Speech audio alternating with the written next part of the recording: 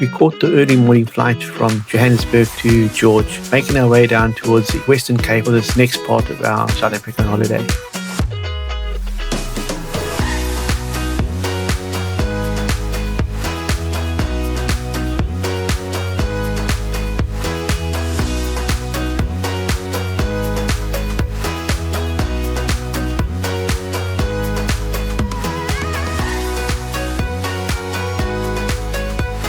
When we got to George, we picked up our second rental for the holiday, which was an interesting Chinese brand called Cherry, which we've never driven before. From the George airport, we moved along to Oudtshoorn and stayed at a ostrich farm called Velgeluk.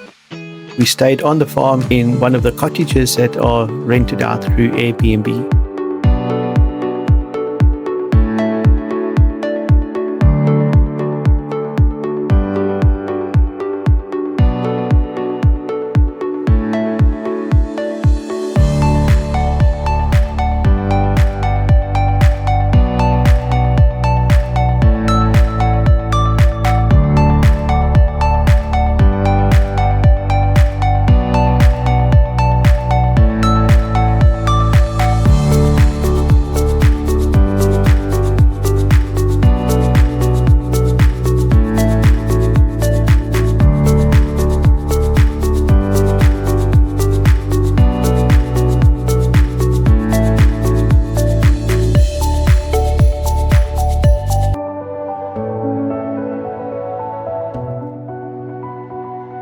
We stopped at the Buffelsdrift Game Lodge for breakfast as we made our way towards the Kangaroo Caves.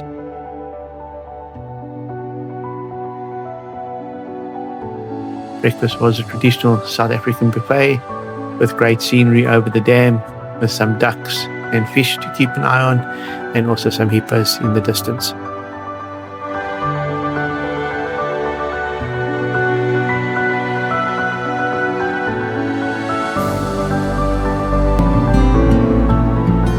After breakfast, we headed towards the Klein Caves. Klein Karoo is a clenched fist of silt, sun-bleached bone and a history of thirst. Outshorn waits where the dust has been built. These caves were inhabited for many, many years in the prehistory stages of the Middle to Late Stone Age. It was rediscovered in the 1730s by a local farmer, and from there it was commercialized to what it is today. Deep in the Kango, the calcified flow, stalactite whispers of 1,000,000 years ago. Total cave system is around 4 kilometers long, with only the first kilometer being accessible to the public, and of that first kilometer, only the first 3 chambers are part of the general tour. Echoes of secrets in the chamber's cold breath. Jelliglocko records in the dripstone unfold, stories of water when the desert was green. A cavernous weight that is thousands of years old, mapping the person that I might have been. Prehistoric art on a cool limestone. All the formations in the cave are limestone formations, with the flow of water or the dripping of water being responsible for all of the different formations one can see. Stalactite whispers of 1,000,000 years ago.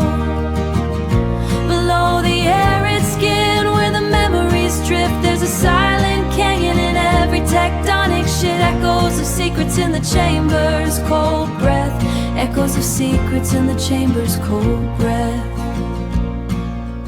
Arid above, where the ostrich runs free, but silence is heavy beneath the scrub tree.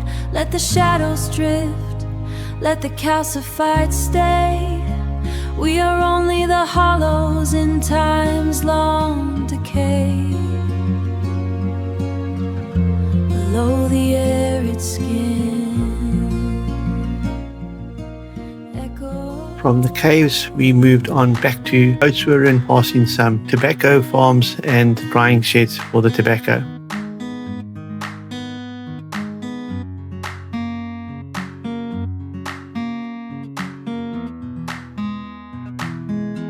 In Oudtshoorn, we stopped for lunch at Mug and Bean.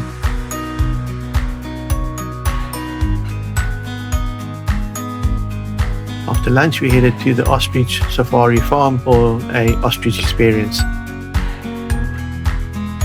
It was really interesting to learn more about the birds and how in the early days their feathers were more valuable than gold per ounce, but today they are farmed for both their meat and their feathers.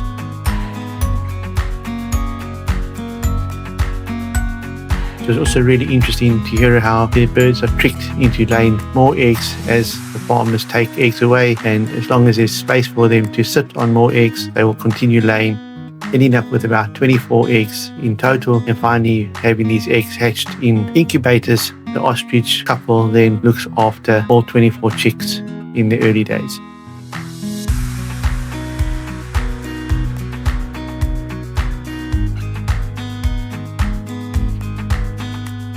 It's interesting to know that all hide starts off as a pale white hide, and through a very extensive program that takes a number of weeks, it gets tanned and colored to the various colors that make up handbags and leather furniture, etc.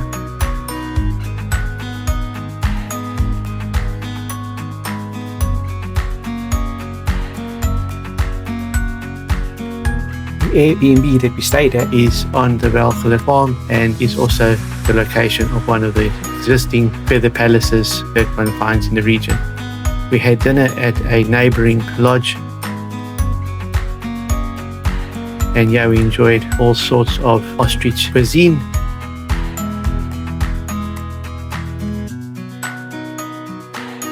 This brings to an end our trip into Klein Karoo, and we were heading off to the Robertson Wine Valley next.